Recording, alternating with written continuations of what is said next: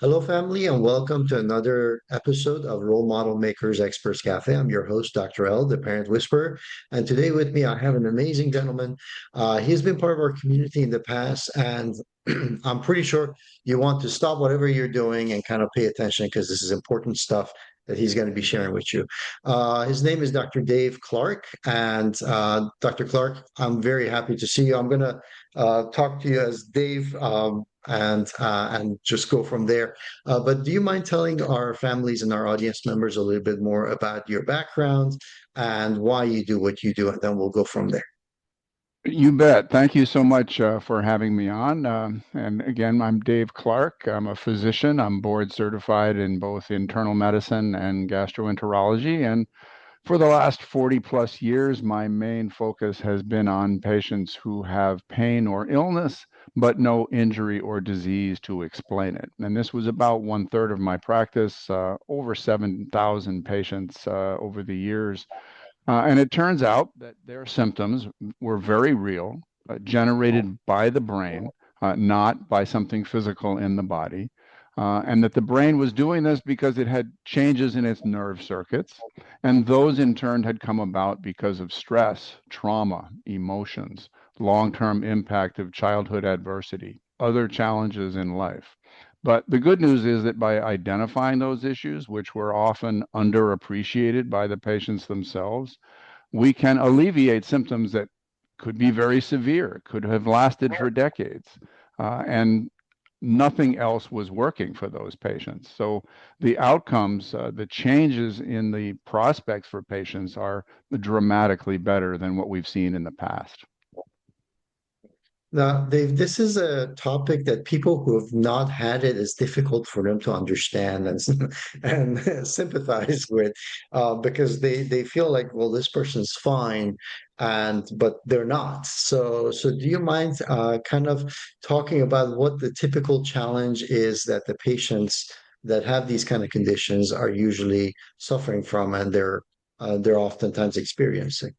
Yeah, the first 7 years of my formal training, I didn't get taught anything about this, but it turns out that it's 40% of people who come to see a physician have these very real and often quite severe physical symptoms with no bodily explanation for it. And because most healthcare professionals haven't had formal training about this, the patients tend to wander from practitioner to practitioner, rarely getting what they need. And the range of conditions that can be caused by this is literally from head to toe: migraines, dizziness, ringing in the ears, facial nerve problems, pain in the spine, irritable bowel, fibromyalgia, chronic fatigue, long COVID, pelvic symptoms, bladder, genital, joint, certain kinds of rashes, a condition called POTS, postural orthostatic tachycardia syndrome.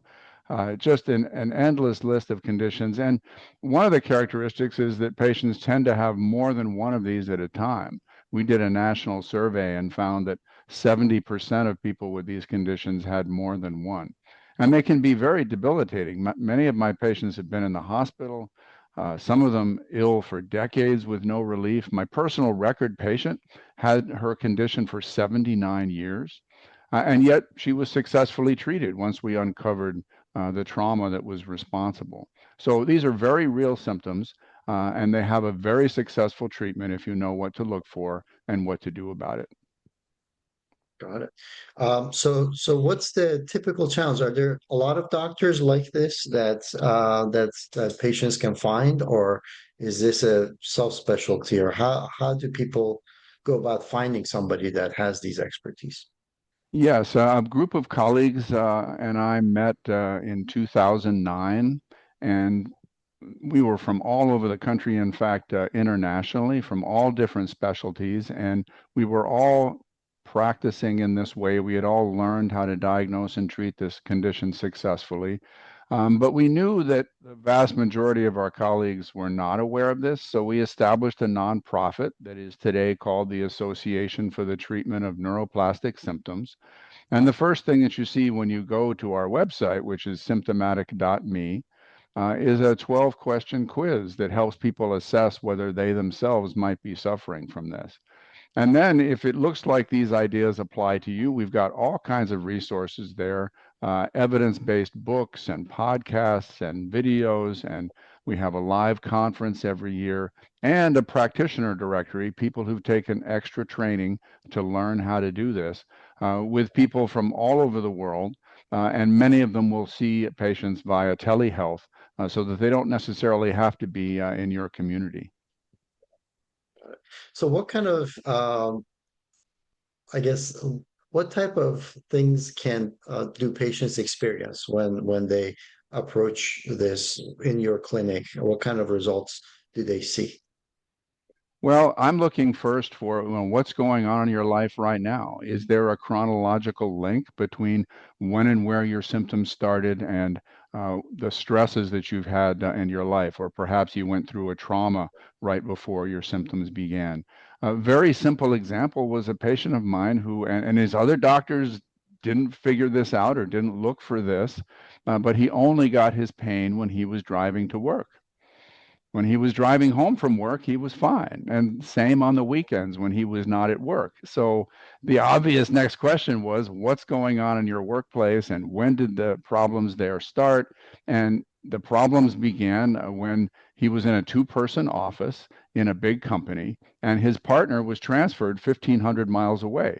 So instantly his workload doubled. And very soon after that was when his pain driving to work started. So that was a simple example. Other people, it's more complicated than that. Another one of my patients became ill on the 25th anniversary of her father's suicide, which she had witnessed as a teenager. And she, had no idea that it was connected, but she was still, after 25 years, processing grief over having watched him kill himself. So that was, more challenging to figure out. But that's the process: is looking for stresses that are connected to a person's physical symptoms. Another big category is adversity in childhood.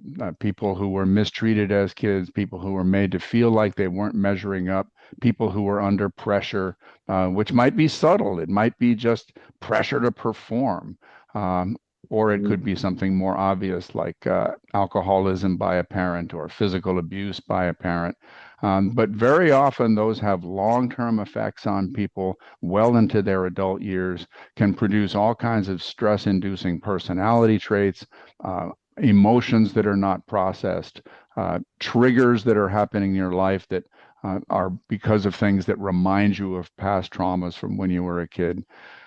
So all of these things tend not to be looked for by the medical profession, and the mental health profession typically doesn't get much experience with people who are having physical symptoms. They kind of leave that to the medical professionals. But when there's no physical explanation, then those symptoms are coming from a stress that falls right into the training of a mental health professional. They just need to get comfortable talking to people who are physically ill as opposed to having mental health problems.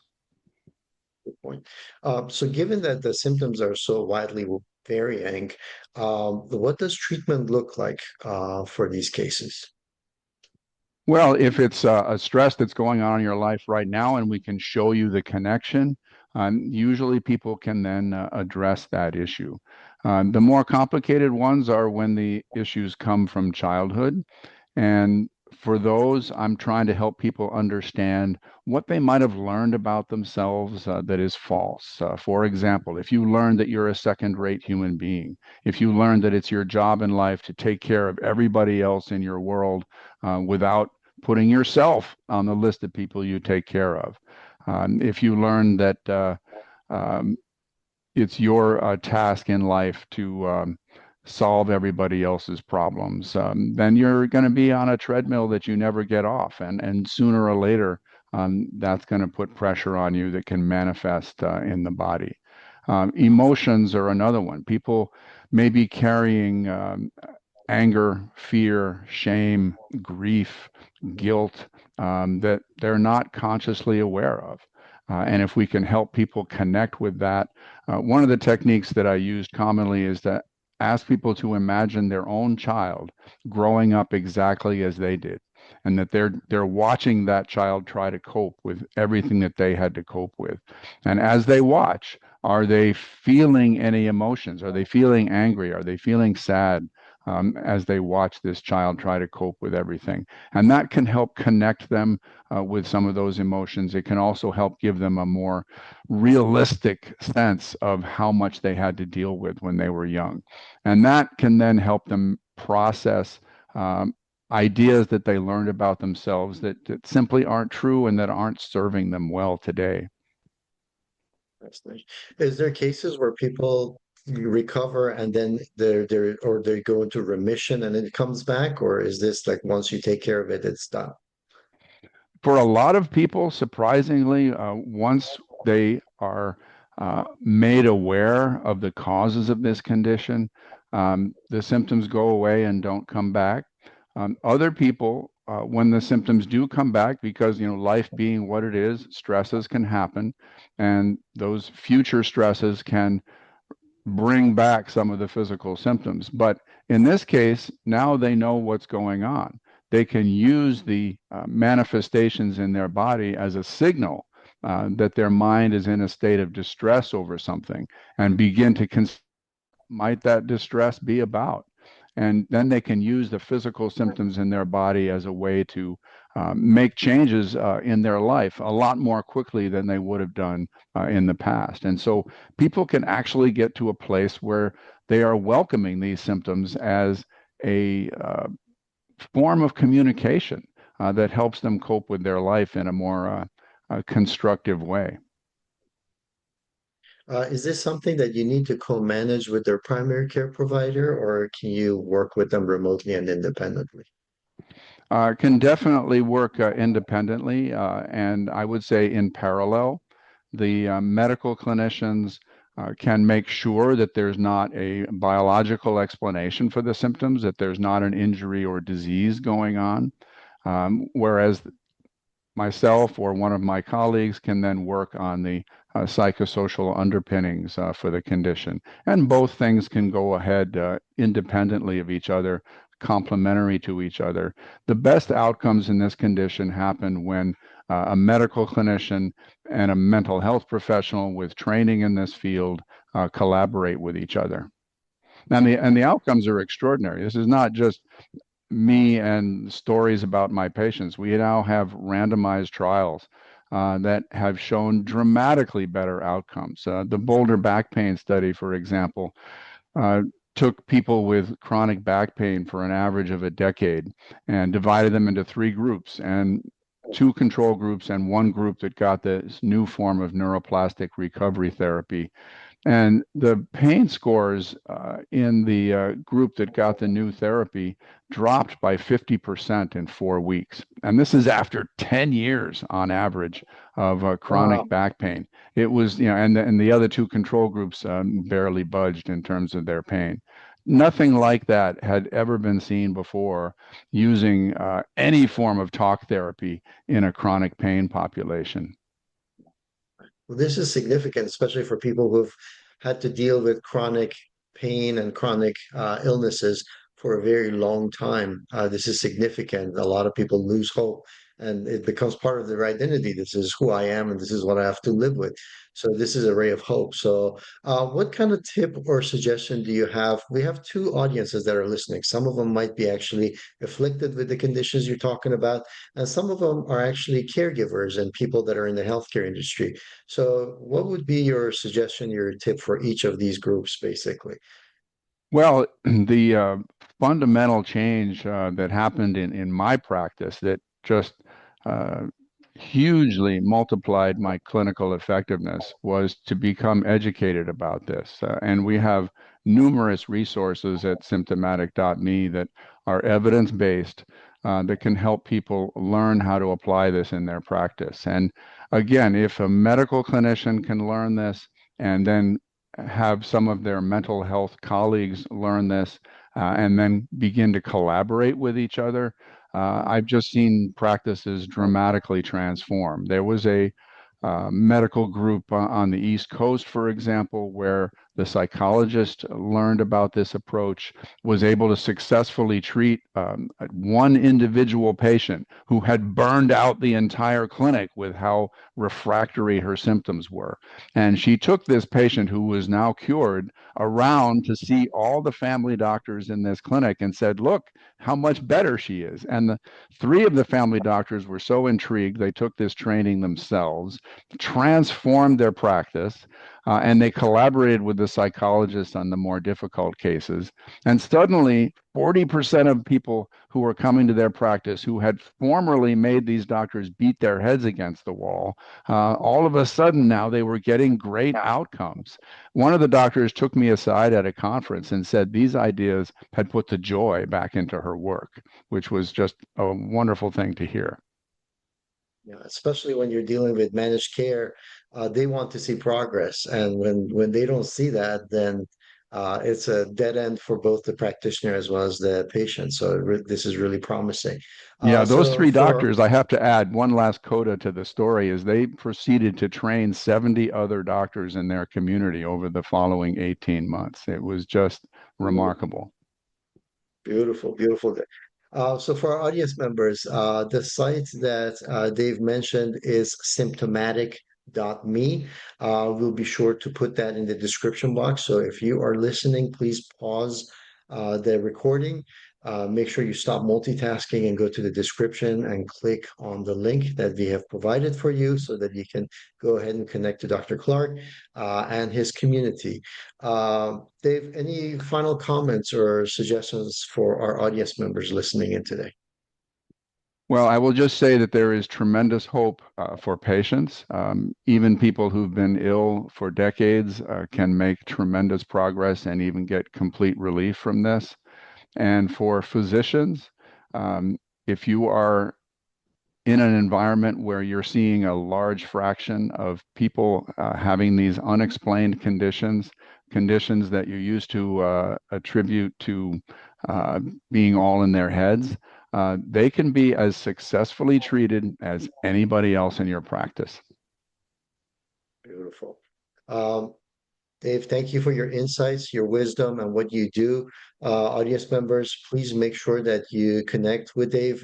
This is really important for us to demonstrate this to those around us that the world is not a scary place. There are good people like Dr. Clarke himself and his community that are interested in making the world a better place. So, role model the behavior of reaching out. Make sure that you reach out to Dr. Clarke and his community. If you haven't already done so, please also make sure you reach out and connect with us by clicking like and subscribe so that you get the notifications on the latest experts that we bring onto the channel and you get notified of those. Dr. Clarke, really appreciate the time. I know you are busy and keep doing what you're doing, and we appreciate it. And we look forward to more collaborations for you. And audience members, we look forward to seeing you back with more expertise. And thank you for listening. Thank you.